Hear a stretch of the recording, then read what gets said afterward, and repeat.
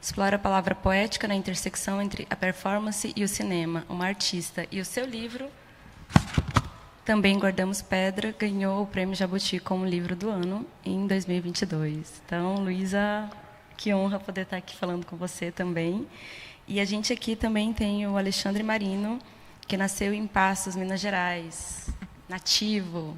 Depois você fala um pouquinho também, tá, Alexandre?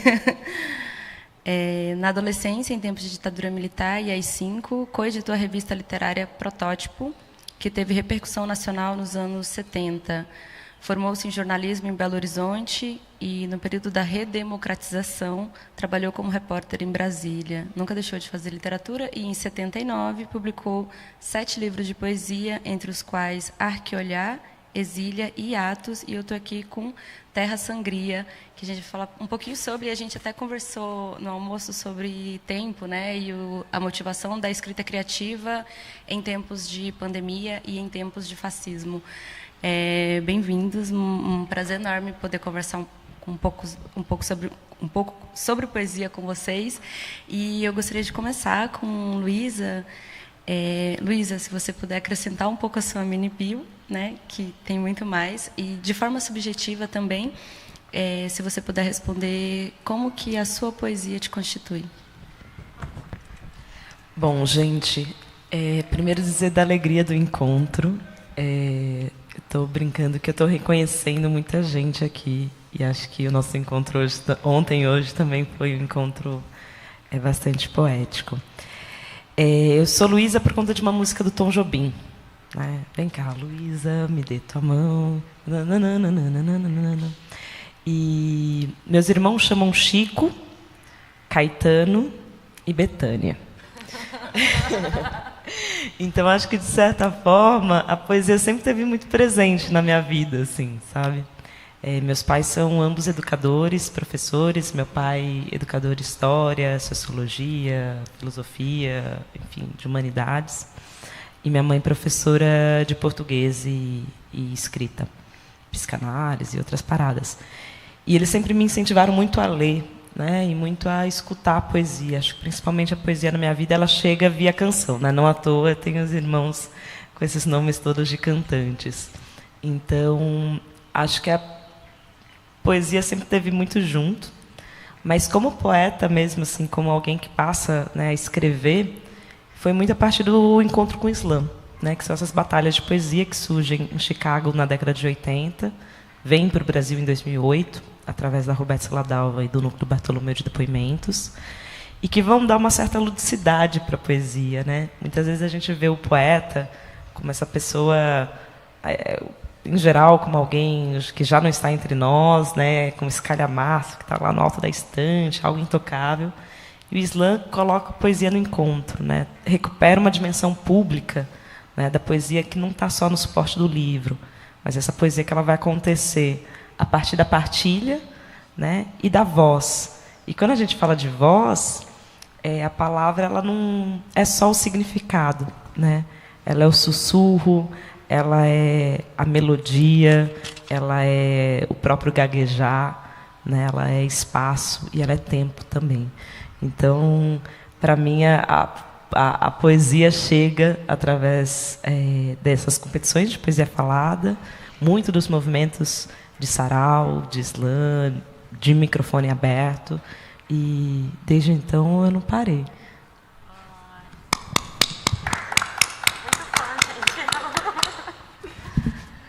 E você, Alexandre, como que a poesia chegou na sua vida e passou a te constituir também?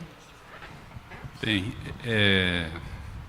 eu quero fazer um agradecimento público aqui antes, né, para o Afonso pelo convite para participar desse festival fantástico que está sendo realizado aqui, e agradecer a cada um de vocês por estar me ouvindo, por estar dando a gente a oportunidade de falar sobre nossa poesia. A poesia, de certa forma, sempre esteve na minha vida, desde a infância, porque a minha mãe era professora de desenho do ensino médio, e eu tinha uma tia que era professora do fundamental. E foram as duas que me ensinaram a ler e a escrever. E quando eu entrei para a escola, no primeiro ano primário, né, como se dizia na época, anos 60, eu já sabia ler e escrever fluentemente. Eu tinha um caderninho onde eu escrevia histórias. Então eu entrei na escola nessa situação. Acho que no segundo ou terceiro ano eu estava estudando naqueles livros que vinham textos, né, para criança desenvolver, ler e escrever alguma coisa e tal. Era do método de ensino. E eu comecei a observar algumas poesias que tinha nesse livro. Eram poesias simples, né, porque eram dirigidas às crianças. Mas o que me encantou naquilo é que uma determinada coisa, um tema, um assunto que poderia ser falado, né, verbalmente, o poeta fazia um jogo meio mágico, que ele colocava vários versos, né, mais ou menos do tamanho um do outro, rimados, usando palavras específicas para esse fim, e no final você tinha aquela ideia, né, que era transmitida como se fosse falada normalmente, só que escrita de um jeito completamente diferente, a fim de dar ritmo e dar aquela sonoridade típica da poesia, né? E é claro que eu não teorizei dessa forma, mas o que eu senti foi isso. Então, eu comecei a tentar fazer a mesma coisa, né? Eu me lembro que até uma tia minha, uma outra tia, irmã da minha mãe também, ela chegou para mim e falou assim: o que você está fazendo aí? Eu falei: eu estou escrevendo uma poesia. Ela falou: você não vai conseguir fazer isso não. Eu era menino, né, 7, 8 anos de idade. Aí eu fiquei com aquilo na cabeça e comecei a escrever poesia e fiz uma vasta produção de poesia. Escrevi um caderno grande assim, tinha poesia sobre todos os temas. E a partir daí, aquilo virou um exercício para mim, uma brincadeira, né? E quando eu cheguei na adolescência, em Passos existia uma entidade estudantil que era muito atuante na cidade, e uns amigos fizeram uma chapa, venceram a eleição e me convidaram para participar da entidade, escrevendo num jornalzinho, né? Eu e uma equipe, né, que eles montaram lá. E a gente começou a publicar textos literários nesse jornal, e passados 2 anos ou 3 que a gente estava na entidade, cada um começou a perceber que a gente ia ficar pouco tempo ali, porque um ia sair para estudar fora, outro ia, não sei o quê, cada um ia seguir seu caminho, ia ter outra eleição e a gente ia ter que entregar a entidade. Aí resolvemos criar uma revista literária nossa, que era Protótipo.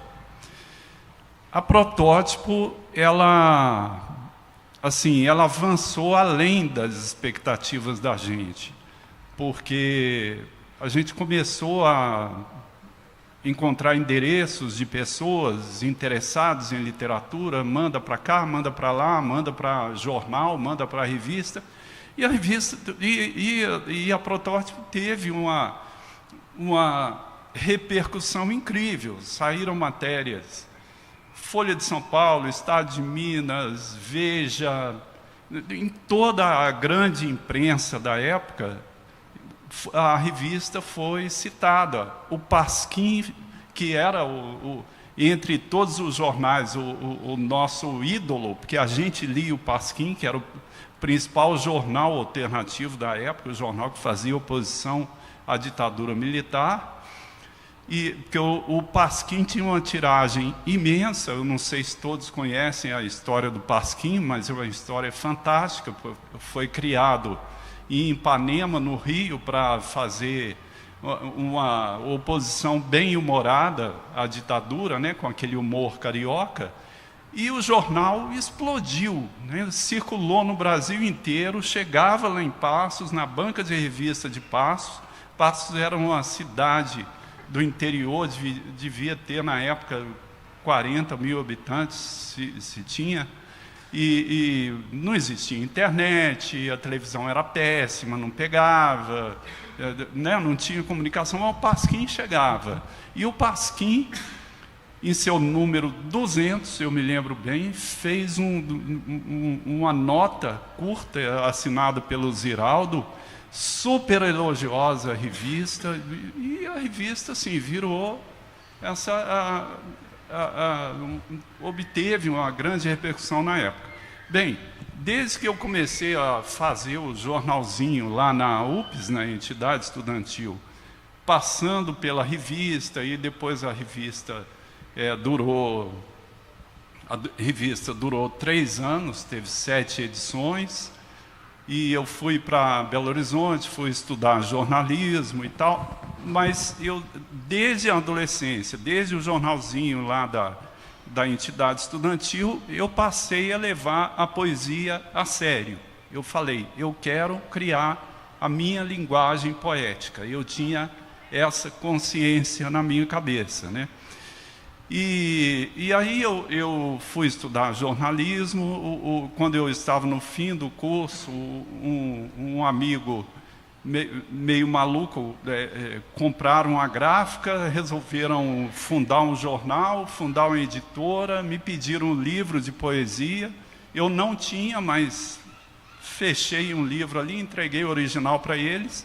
Eles publicaram, então foi meu primeiro livro, Os Operados da Palavra. Saiu em 79. Eles faliram nesse meio tempo, e o meu livro ficou assim no limbo, né? Ficou perdido. 1000 exemplares, pacotes e pacotes de livro. Eles faliram e deviam ter algum problema de dívida. Eles desapareceram de Belo Horizonte e meu livro ficou lá, numa gráfica vazia, porque um dia eu fui lá ver como é que estava o livro, tinha um caminhão parado, e o pessoal estava tirando as máquinas, as impressoras, tudo, e colocando no caminhão. E deixaram lá no canto uns pacotes, eram os meus livros. Eu peguei os pacotes, levei para casa e falei, e agora? Né? Eu não conseguia falar com os 2 editores. Aí amigos meus que tinham o hábito de vender livro na rua, no cinema, na fila de cinema, fila de teatro e tal, vende na rua, vai para os bares e tal. Eu falei, eu vou. E vendi os 2.000 exemplares, eram 2.000 exemplares. Vendi na rua. E tive no uma... bar? No bar? Onde você vendia? Em bares. No bar. Aí Você você chegar e falar, posso viu? falar primeiro uma poesia?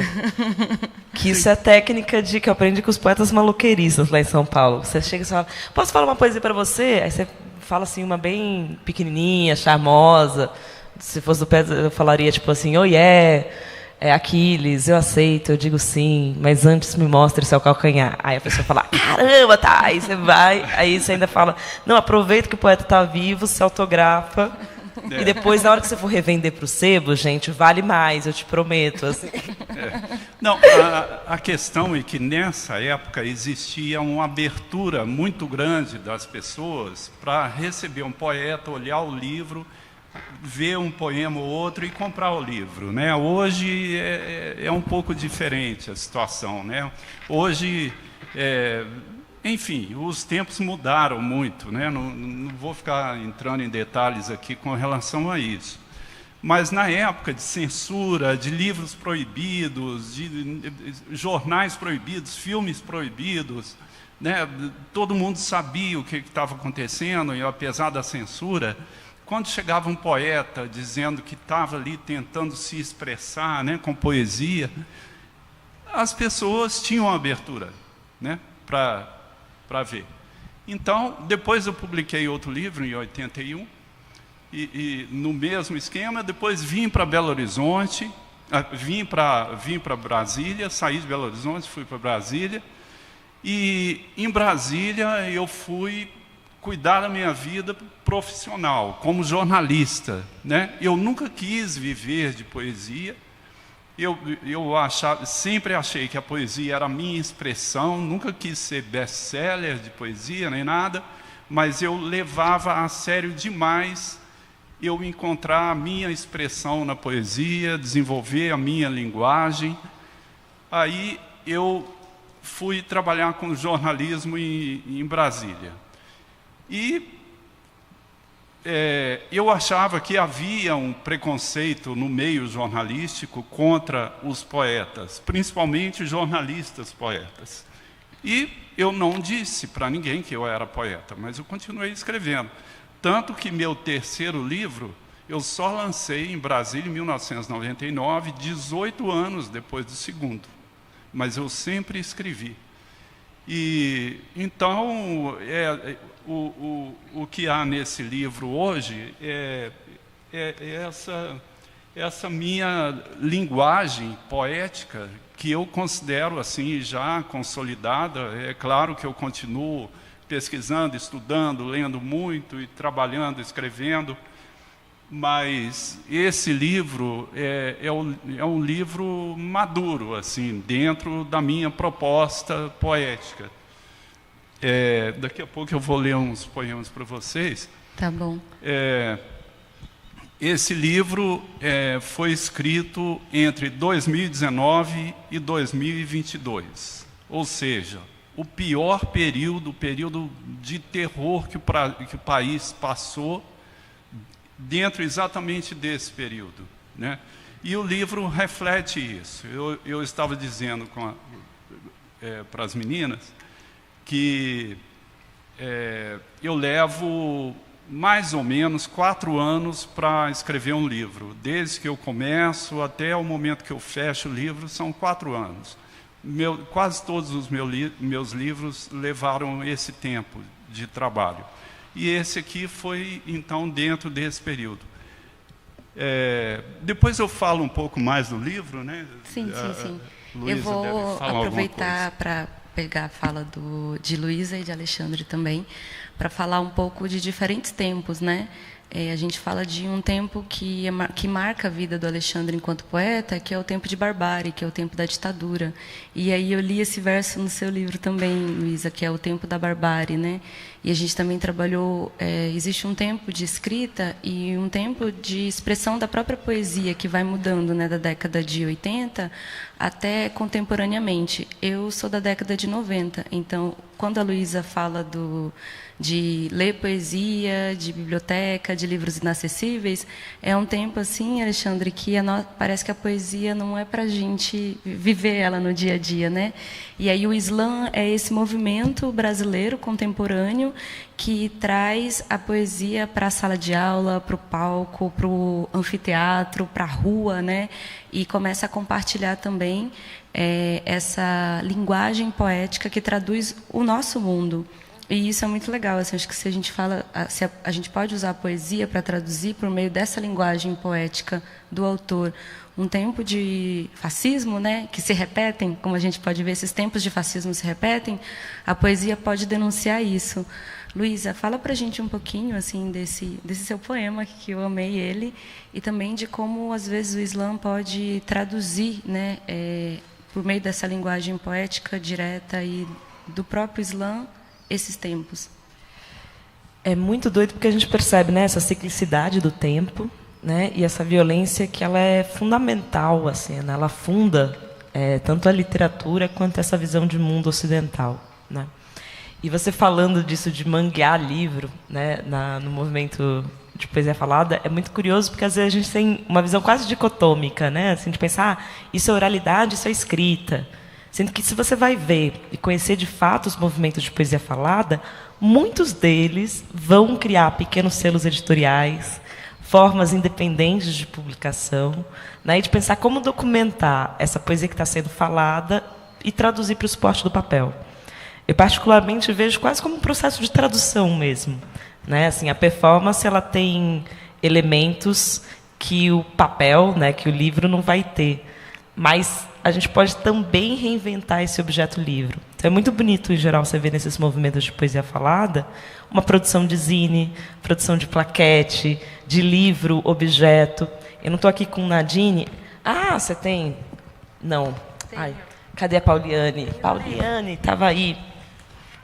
Que foi meu último livro, e a gente, por exemplo, é um livro de investigação narrativa, investigação detetivesca, assim, é um livro de quase que uma história policial, e eu publiquei pela Quelônica, uma editora independente, uma editora pequena, né, como muitas das editoras que investem em poesia, que publicam poesia, são editoras assim que fazem esse trabalho de formiguinha. E a gente escolheu esse formato, que é um formato quase que de uma caderneta policial, né? A história de uma jovem que é assassinada, vítima de feminicídio, e como ela não é uma jovem, uma vítima ideal, ela que vai investigar o próprio assassinato. E ela vai tentar desvendar o que aconteceu na noite da morte dela. E aí o projeto gráfico, a gente escolheu costurar a máquina e carimbar os títulos um a um, né, para trazer um pouco essa materialidade do livro, como se fosse o caderninho onde essa defunta detetive está anotando, né, e reconstituindo as pistas do crime que ela sofreu. E é muito curioso que, se a gente olhar para a história da poesia, né, essa técnica quase da geração dos mimeógrafos, né, isso do livro enquanto objeto também tem a marca do autor, da autora, da poeta, é algo que é uma tecnologia que a gente recupera de tempos em tempos, né? Porque a poesia é essa linguagem que vai furar um pouco aí o mercado editorial, né? A gente vai nas festas, nos encontros de bar em bar. E você comentando das caixas de livro, também passei a mesma coisa, gente. A gente fez do Sangria uma tiragem de 3.000. Ficava na sala de casa. Era uma parede assim de caixa de livro. É muito livro. Gente, livro ocupa muito espaço. E quem é da poesia, em geral, você tem que carregar na mochila.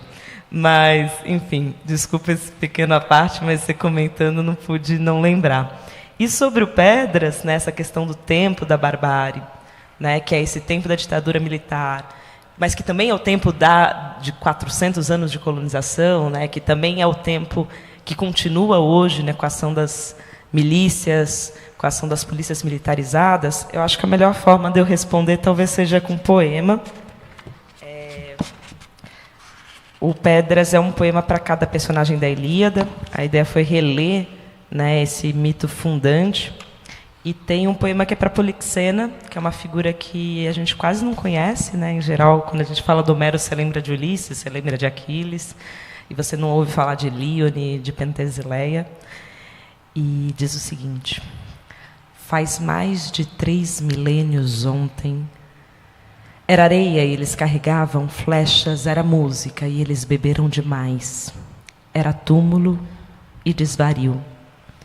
Ser isca e esconder a dor, conheço essa cicatriz. Ainda que houvesse provas, diferença alguma, você fez o que pôde. Nem esse quarto, nem nossos primos, nem o oficial que escaneava digitais, a vergonha vem a galope. Pelo menos ganhamos a guerra, mas nem isso.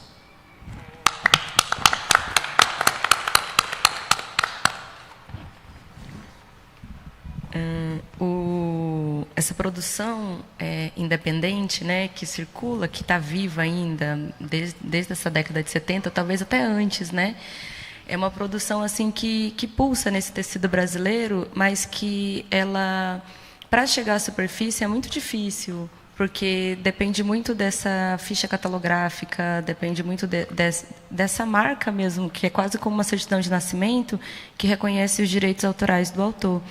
E eu conheço, inclusive, poetas assim que não são reconhecidos como poetas porque estão ali, né, nesse tecido da publicação independente. E, por conta disso, a sua poesia é um pouco silenciada, né, ou fica como ali à espera desse aparecimento, né, dessa voz, dessa oficialização do mercado editorial. E mudou muito, né, da década de 70 para cá, e isso muito, muito presente na poesia mesmo, porque narrativa nem tinha vez, né, de ocupar esse espaço. Ô, Alexandre, você não quer compartilhar uma poesia com a gente também? Quero.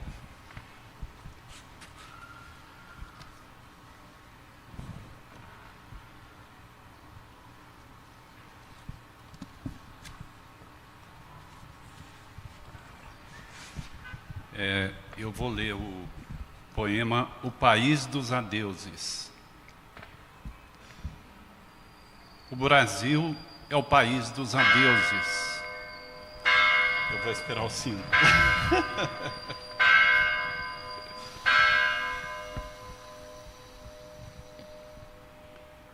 O país dos adeuses. O Brasil é o país dos adeuses, diz o sonhador a seu filho, mirando o deserto. O Brasil era feliz em sua festa profana, filho.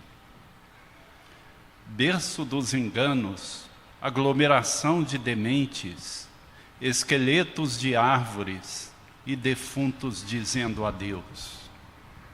O sonhador deposita uma flor na tumba do filho e mira além do Campo Santo, além dos dias e anos, a ilusão humana. Aquém do exílio o espera o último abismo da terra plana.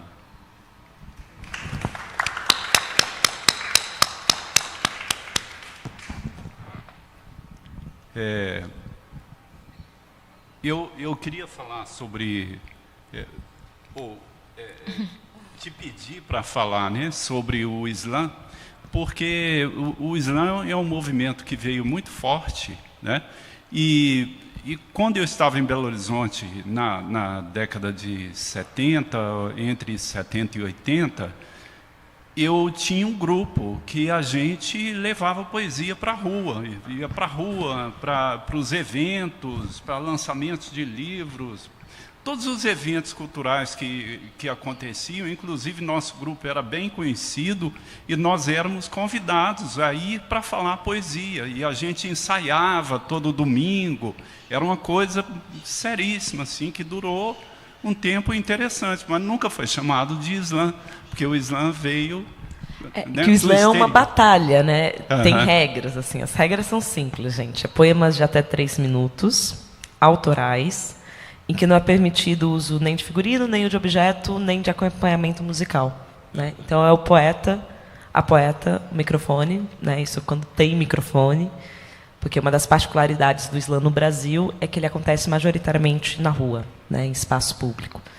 Isso é muito curioso, porque quando você vai ver, né, o Islã tanto nos Estados Unidos, no momento de criação, quanto na França, enfim, outros países também do sul global, em geral ele acontece em espaços indoor, né? Então, em teatros, em bares, em associações culturais, em escolas, mas no Brasil, especificamente, ele vai acontecer na rua. Isso diz muito, né, da precariedade das políticas públicas, né, principalmente em regiões periféricas, né, a falta de cidadania cultural e de espaços de lazer e cultura assegurados pelo Estado. E também, a meu ver, o Islã ele vai ter um boom no Brasil de 2016 para 2017, que não à toa é o ano do golpe, né? Então é muito curioso a gente pensar como, por um lado, a gente tem um avanço da extrema-direita e, por outro lado, a gente tem um movimento de jovens, majoritariamente de jovens periféricos, ocupando as ruas e instaurando essas ágoras, né? Acima de tudo, o Islã é um espaço para se pensar, para se construir política de forma poética, né? E também, né, dialoga com todas as manifestações, com os trancaços, com as várias marchas que a gente teve nesses últimos anos no espaço urbano, né? Essa ideia de uma assembleia, né, performatizada no espaço público. Mas é óbvio que, se a gente olhar para o Islã no Brasil, a gente tem milhares e milhares de tradições de poesia oral que eram anteriores ao Islã, né, e que, de alguma forma, vão incidir de maior ou menor medida na cultura específica dessas batalhas, né? Então, no contexto de São Paulo, que é onde começa o Islã no Brasil, a gente já tinha Cooperifa, a gente já tinha o Sérgio Vaz fazendo poesia no bar. A gente tinha o Sarau do Binho. Eu sempre gosto muito de evocar, por exemplo, uma frase do Binho que é: uma doria só não faz verão, mas pode acordar o bando todo.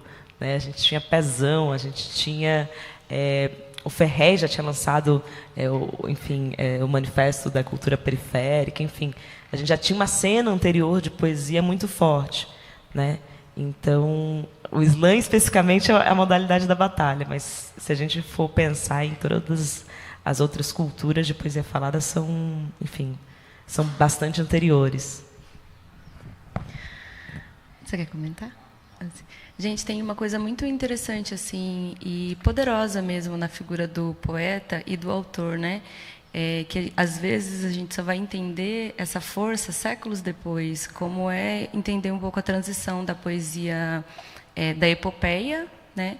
E depois para a mudança do romance, e como essa mudança de gênero vai mudar, vai traduzir, vai denotar a mudança de um regime, né? A gente sai de um regime feudal e entra no regime moderno, e tudo isso a literatura, né?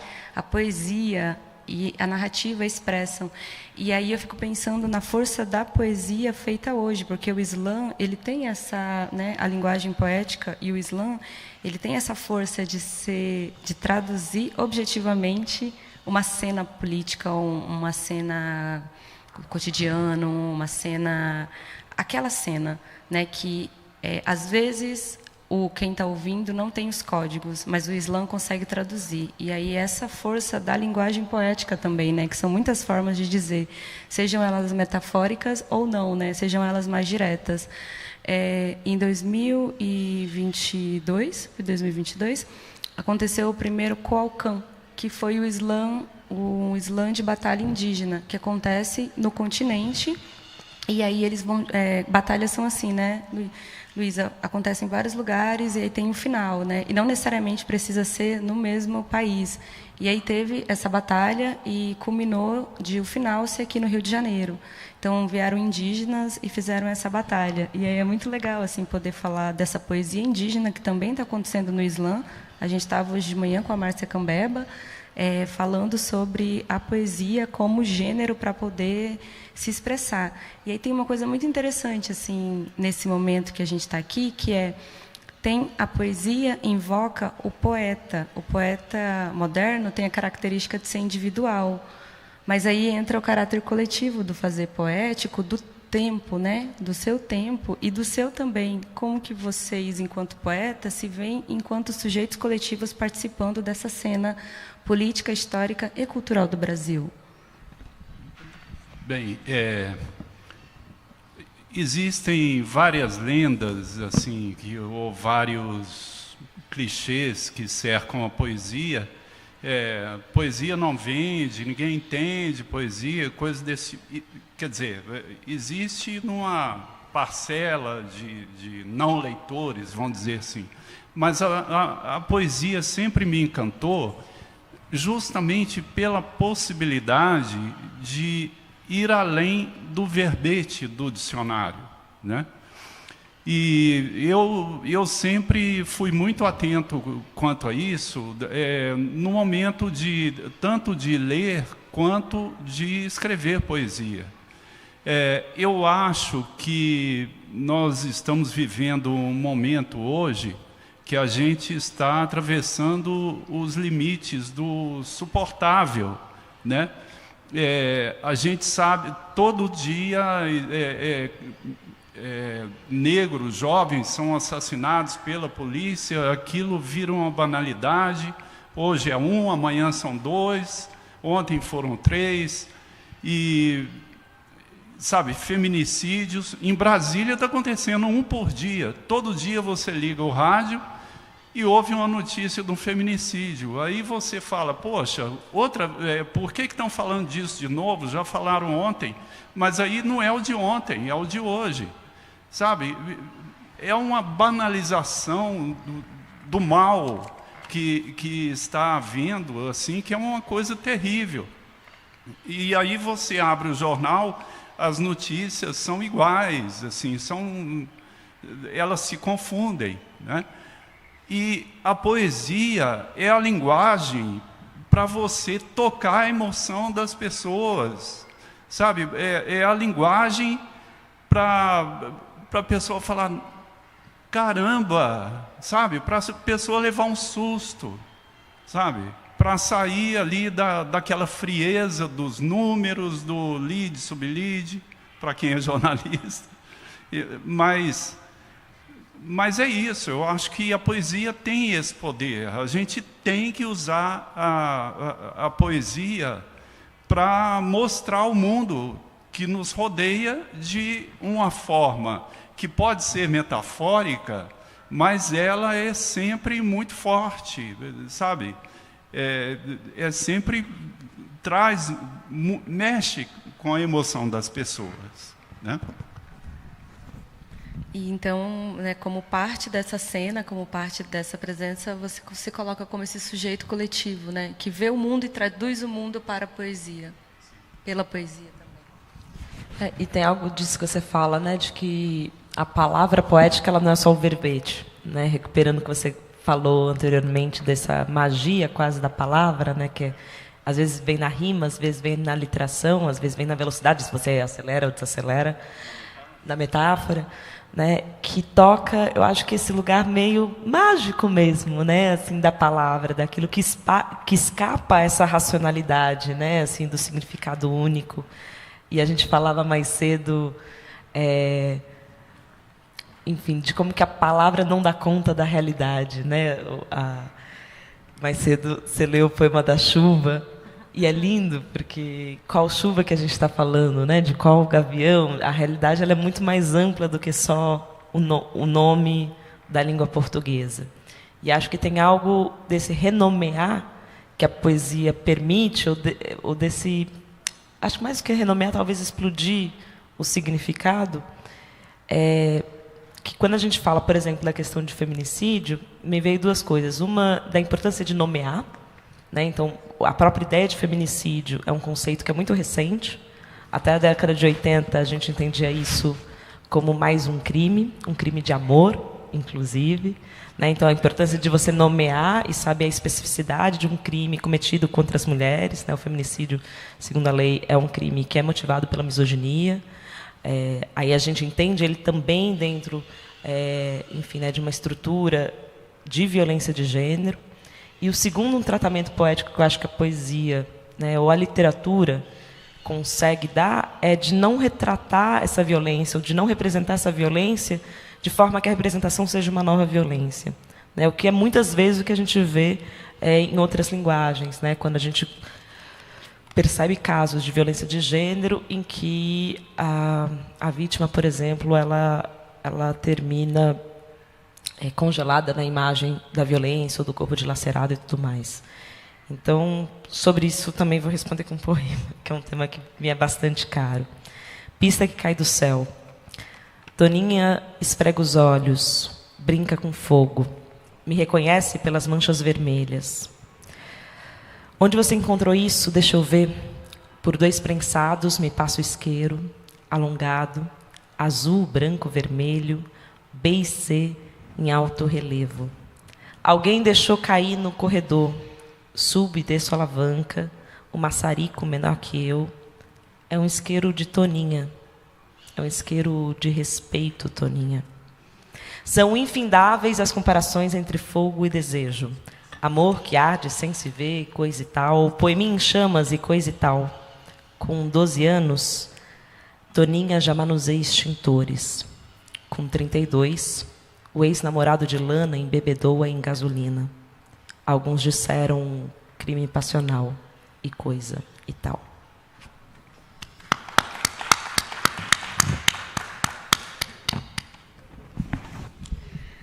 Eu queria abrir para perguntas, se vocês têm... Você espera eu ler mais um Espero, com poema. certeza. Já ia pedir. Esse poema que eu vou ler aqui, bom, não é a explicação do poema, é da situação. Foi o último poema que eu introduzi no livro, antes de dar o livro como pronto. O poema se chama Vapores Rubros e ele foi escrito imediatamente depois da constatação da morte de Dom Philips e Bruno Pereira, que foram assassinados na Amazônia, né?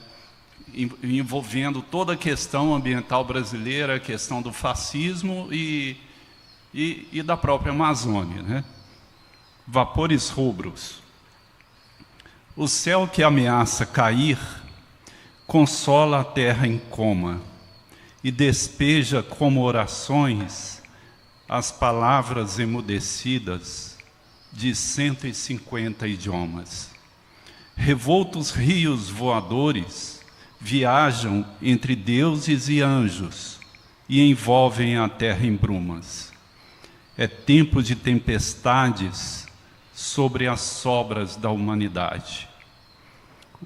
Os espíritos da floresta, imunes ao genocídio, recolhem as lágrimas da terra para sanear as imundícies e ressuscitar os seres vivos.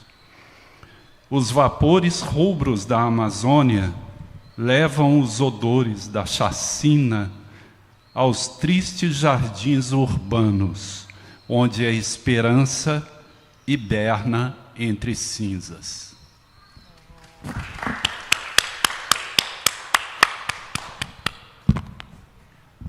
A gente falava mais cedo. É muito legal assim conhecer os poetas nos bastidores, né? Porque a gente vai conhecendo várias cenas literárias e Alexandre tinha falado, né? Como A Queda do Céu do Davi Copenau e Bruce Albert e como essas cenas amazônicas que são atravessadas e também tem traduzido, né, um conjunto de violências físicas, violências da própria floresta, né?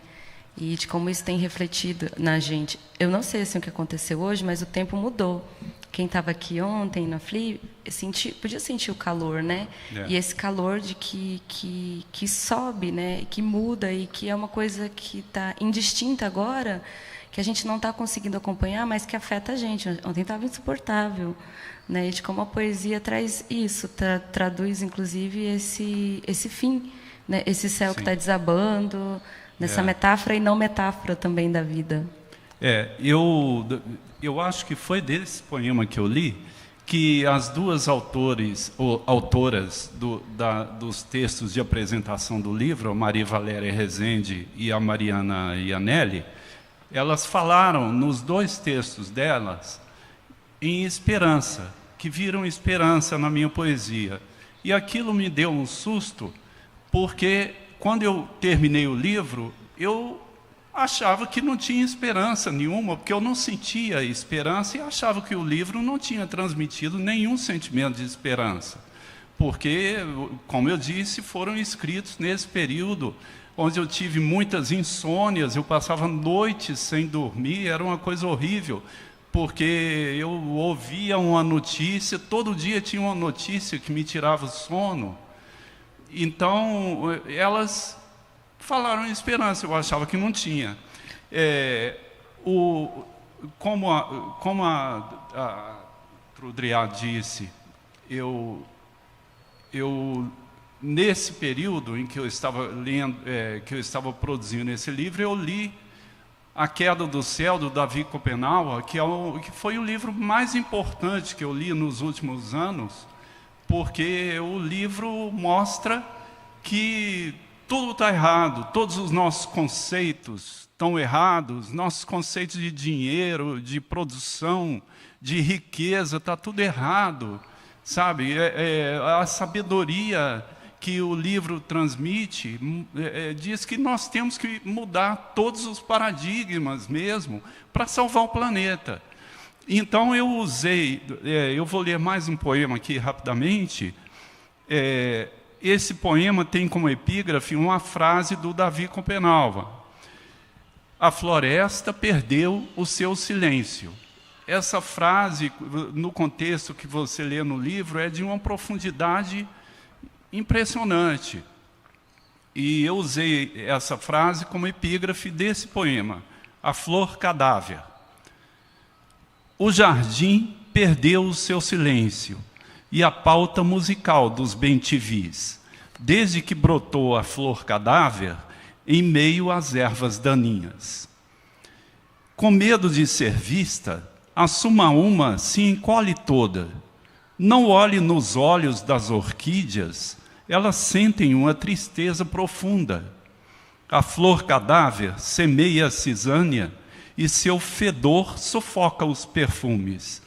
Abelhas abandonaram as lavandas, jasmins têm saudades dos vagalumes. É tanta tristeza das sibipirunas que elas, coitadas, estão corcundas.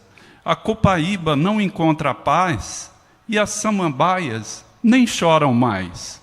A dama da noite tem depressão e passa toda a noite a soluçar. Já não perfuma o caminho dos insones, não há canto de amor dos sabiás. A água do riacho já secou, o jardim morre de veneno e de dores. Para acabar de vez com toda a vida, só falta avançarem os tratores.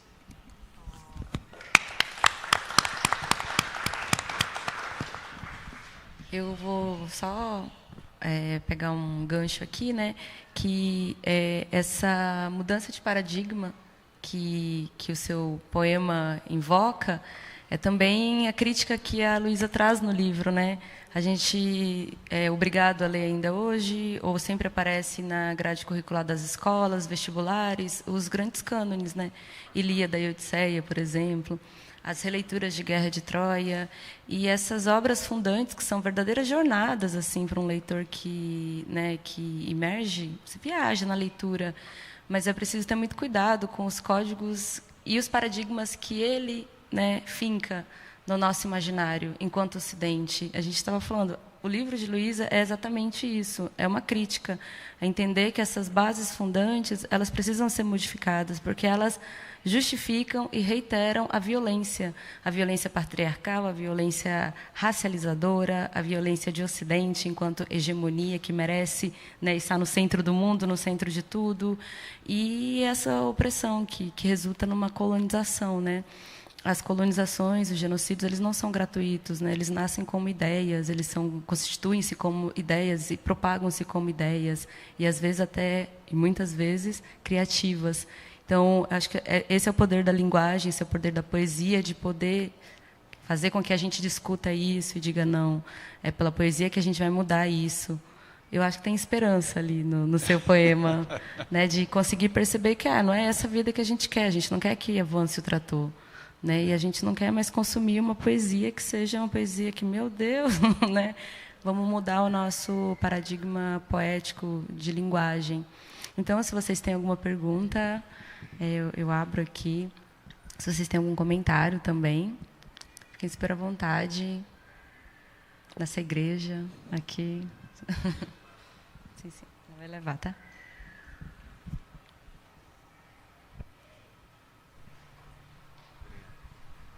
Boa tarde.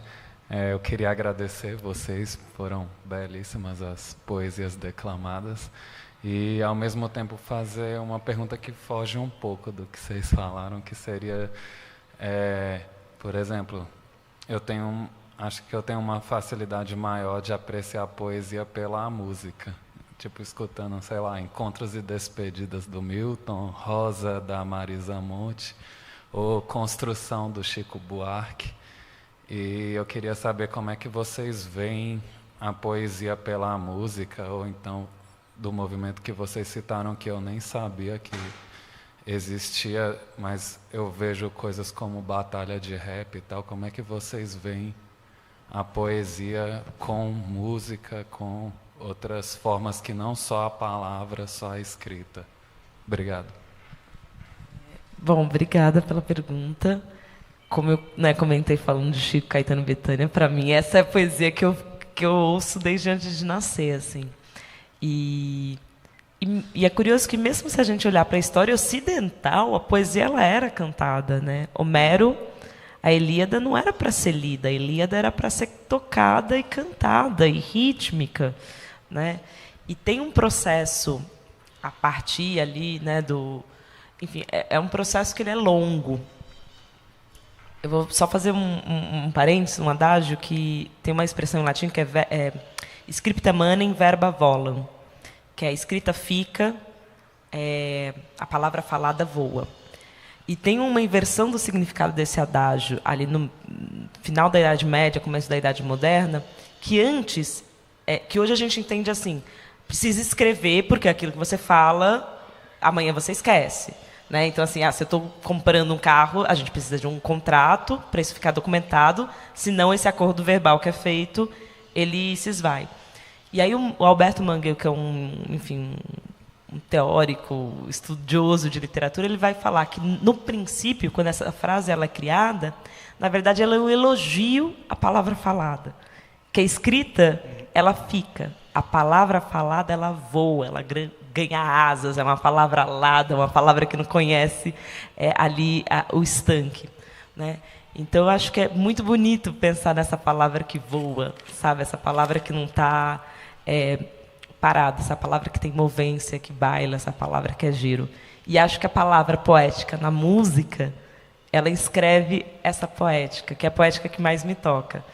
E acho que quando eu tenho que, né, enfim, comentar isso em ambientes de literatura mais instruída, eu falo, até o Nobel já reconheceu que canção é poesia quando deu para o Dylan, né? Então, acho que é nessa tradição de palavra e música que eu mais me inspiro. Eu queria complementar só fazendo uma sugestão para você, porque é uma experiência que eu sempre fiz muito.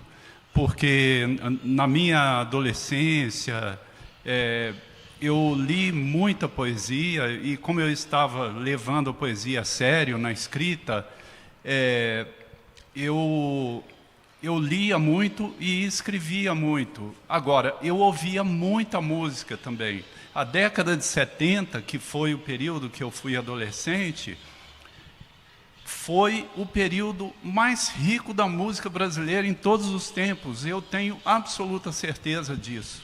Sabe, foi quando nossos grandes compositores, Chico Buarque, Caetano Veloso, Gilberto Gil e muitos outros, lançaram seus melhores discos, suas absolutas obras-primas. Foram todos nessa década, inclusive alguns compositores pouco conhecidos, que não chegaram a ser tão conhecidos, ou foram na época, mas depois, por algumas razões, foram mais esquecidos. Eu citaria como exemplo Sérgio Sampaio, que é um cara genial, faz letras geniais. Ele fez 3 discos, né, 3 LPs, abandonou porque ele brigou com o mercado, ele não suportava as gravadoras, né, com as teorias de mercado, ele não queria ser superstar, ele desapareceu. Depois de muitos anos, ele estava retornando, querendo lançar mais coisas, teve um problema de saúde e morreu. Né? E alguns compositores que o conheciam recuperaram algumas obras dele. Zé Cabaleiro, por exemplo, fez um trabalho lindo reunindo outros artistas para cantar músicas dele, inclusive músicas pouco conhecidas e não foram lançadas. Enfim, isso é só um exemplo. Agora, a minha sugestão que eu disse que ia te fazer é o seguinte: aquela música que te toca muito, você citou Encontros e Despedidas, né, do Milton Nascimento, e Fernando Brant, que é o autor da letra, um dia, pegue a letra e leia a letra, sem ouvir a música.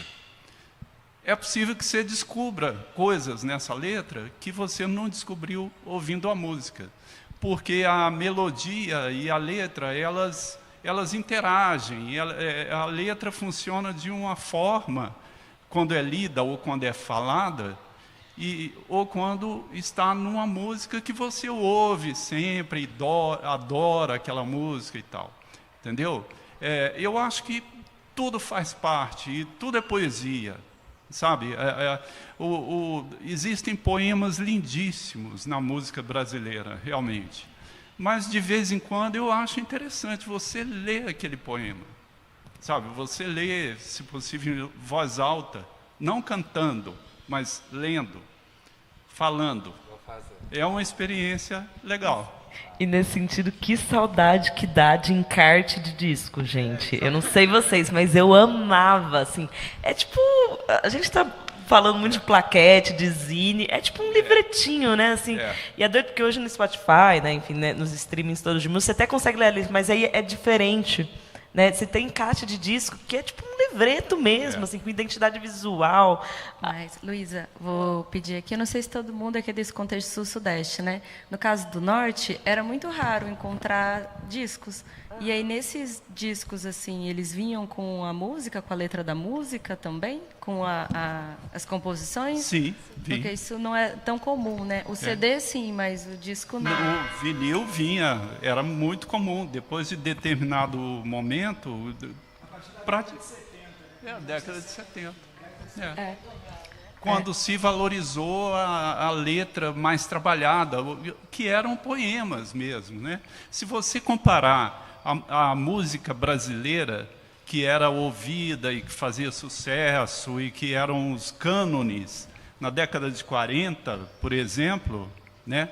As letras das músicas, salvo algumas exceções, se você comparar com as letras da década de 70, é uma coisa assim, sabe? A década de 70 é de uma riqueza poética muito maior, sabe?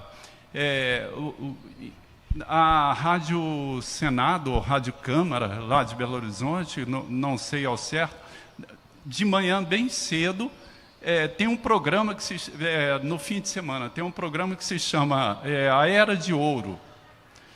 E só tocam músicas da década de 20, de 30, de 40. É super interessante você ouvir aquelas músicas, porque você vê que os temas são muito batidos, as letras não têm essa riqueza da década de 70. Né? E, infelizmente, a música brasileira que está sendo feita hoje também não se compara a essa música da década de 70. Ao mesmo tempo que a gente tem uma mudança de paradigma gigante, quando, por exemplo, a Unicamp coloca o disco dos Racionais na lista de obras para entrar no vestibular, né? E foi muito curioso que a gente está fazendo uma retrospectiva agora dos slams, né, com 15 anos, e de fato é o disco que entra como obra, como leitura obrigatória.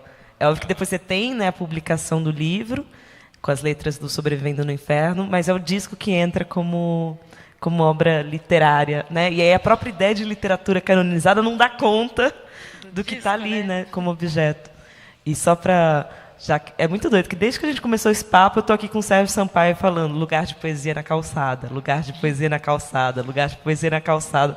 Então foi muito bom você ter evocado ele, que de fato é um grande poeta. Você falou no Bob Dylan, o Bob Dylan tem uma música, acho que é Blow in the Wind, e tem uma frase é um verso, né, para mim, que pergunta: quantos caminhos é preciso caminhar para poder ser chamado de homem?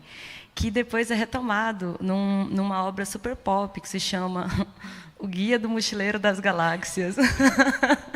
Que gente, no mundo pop, no mundo nerd, eu não posso dizer isso, né? Eu também. É um sucesso essas obras, né? E aí eles retomam de novo esse verso, para mim, da música, né? Que para mim é uma poesia para brincar com algo filosófico, né? A pergunta de quem somos nós, para onde vamos, né? Qual o sentido da humanidade? Perguntando para a humanidade ocidental, né? E é incrível, assim, a força da música, do tempo, do ritmo, né? que a música e a poesia, né? Elas andam ali. Eu tenho dificuldade em separar, né, as próprias letras das músicas quando a gente escuta e às vezes versar o próprio poema. Não sei se vocês já tiveram versado um poema de vocês para música, né? Sim. Isso é parte também, né, da arte da. Você já teve? Qual é a música? Não, mas você não conhece. Sim. Você não conhece. Mas diz para nós, para a gente Não, conhecer. eu digo, é de um grupo de Brasília. Eu vou falar desse grupo. Chama-se Liga Tripa. o Liga Tripa foi um grupo que nasceu praticamente junto com Brasília. Brasília, vocês imaginam, quando a cidade foi construída, quando ela foi inaugurada na década em 1960, a cidade era aquele deserto, né, ou aquele cerrado puro, mas que eles passaram os tratores no cerrado, e um prédio aqui, outro prédio ali, outro ali, umas rodovias e avenidas cortando assim o nada, né? E foi mais ou menos no meio desse clima que um grupo de músicos muito jovens, eles começaram a fazer uma música que depois virou uma música tipicamente brasiliense, né? É uma música de caminhada, né? Que tem um ritmo de caminhada. Então eles saíam, eles se encontravam debaixo de um bloco, né, de apartamentos, como se chamava na época, e iam caminhando até um bar ou algum local onde tivesse um grupo de pessoas assim, e eles iam caminhando e cantando e chegavam ali. Eles criaram uma música tipicamente brasiliense. E eles estão, até hoje, eles já gravaram discos, mas a coisa deles era música na rua, era música de rua mesmo, eram músicos de rua. E eles estão aí até hoje, na faixa de 70 anos, e fazendo aquela mesma música super jovem, sabe, que desperta os jovens, que as pessoas ouvem eles cantando assim nos bares e tal, acham aquilo fantástico. É uma das características culturais de Brasília mais fortes assim, é a música do Liga Tripa. E quando eu fui morar em Brasília, eu tinha alguns amigos na cidade, mas eu não conhecia bem a cidade, só tinha estado lá uma vez. E eu cheguei e fui morar numa república com algumas pessoas conhecidas. E a pergunta que eu mais ouvia quando eu dizia que eu estava chegando a Brasília era: você já ouviu Liga Tripa? E eu não sabia o que era isso, né? Eu falei, não. Preciso ouvir o Liga Tripa. Aí, quando eu soube que o Liga Tripa ia tocar num evento lá qualquer, porque tinha eventos de manifestação, coisas assim, eles iam, né, para atrair público, porque eles atraíam muito público. Aí eu fui ver. Quando eu ouvi o Liga Tripa, a sensação que eu tive era que Brasília, naquele momento, estava me dando boas-vindas.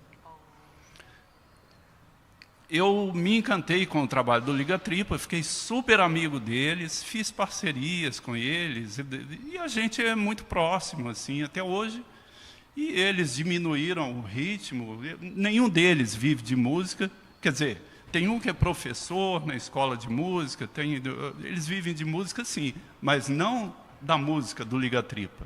A música do Liga Tripa é uma música livre, assim, né, que está ali, parece que eles deram aquela música de presente para a cidade. Eu acho que é possível encontrar o Liga Tripa no Spotify. Hashtag procura aí. Procurem saber. Hashtag procurem saber. Mas é isso. Então eu tenho umas parcerias com eles, mas sempre assim, eles pegando o meu poema e fazendo uma música. Eu acho dificílimo colocar uma letra numa música instrumental. Acho dificílimo. Eu fracassei várias vezes tentando fazer isso. Eu tenho a alegria de dizer que a Áurea Martins pegou meu poema Vão Madeira e musicou, né? E é muito incrível assim ver o poema na música. Eu falo, nossa, até hoje não acredito. Então essa é a minha contribuição. E a sua, Liz? Eu tenho uma grande amiga que musicou um poema, que é a Dani Nega. Eu conheço. Maravilhosa. Na verdade, não. A Isadora também já tinha musicado um. Enfim, e é sempre uma surpresa, assim. O da Dani ficou super... Eu imagino, é um poema que ele é bem... Tem bastante aliteração. Tem palavra que pede um pedaço da gente que diz encontro. Tem palavra que pede um pedaço da gente que diz fica um pouco mais comigo, tá foda. Tem palavra que pede um pedaço da gente que diz sonho, sonhemos. Tem palavra que pede recusa dentro da gente, cria raiz, finca, que nesse solo não sou solo, Joe, e o poema continua, eu não vou falar a ele, que ele tem 3 minutos e meio, mas a Dani vai. E eu imaginava essa coisa, mano, ela colocou numa coisa que é super dançante. Quando eu ouvi, eu falei, caramba, mano. Tem um coro de minas que fazem pergunta e resposta, assim, foi uma surpresa.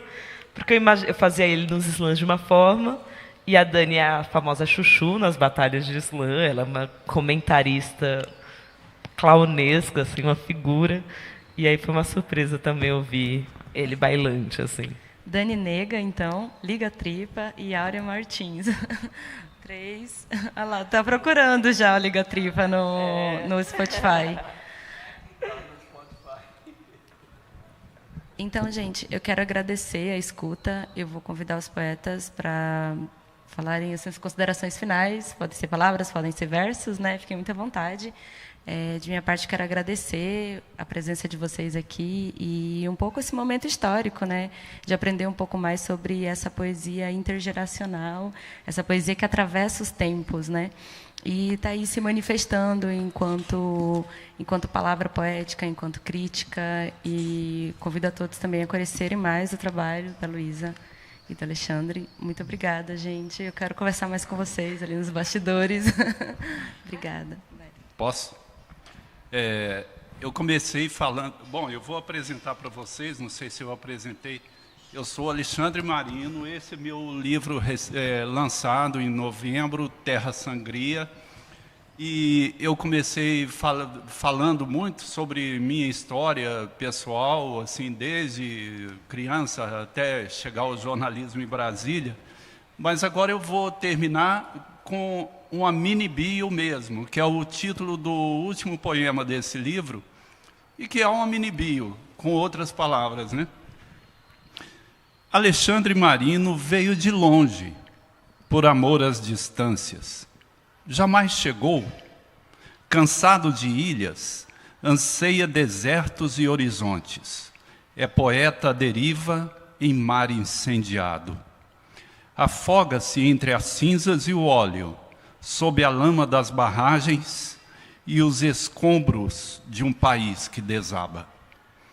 Por não se dar bem com o mundo, inventou uma pátria, exília, inútil abrigo. Vive entre hiatos e fermatas, lapsos de sonhos, memórias inventadas. Tentou prever o futuro, mas foi enganado pelo delírio dos búzios. Procura poesia nas profundezas, mas não distingue mais as cercas ou as cores das fronteiras. Não sabe o que virá ao atravessar a fenda. Um raio de luz, outro planeta, uma cidade fantasma, mas cultua essa dúvida como o tesouro que lhe falta.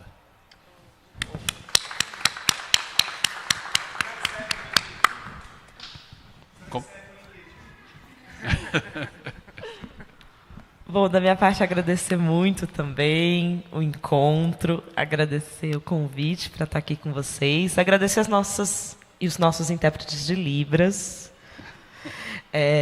e dizer que daqui a pouquinho, para quem quiser conhecer o slam, vai rolar o slam Minas Gerais, com a galera aqui de Paracatu, lá embaixo, na Casa de Cultura. Eu estou na dúvida se é 6h30 ou 7, mas eu vou estar lá dando uma palhinha também, para quem ainda estiver instigado, a gente se encontra logo mais. Obrigada, gente, pela presença. Obrigado, gente.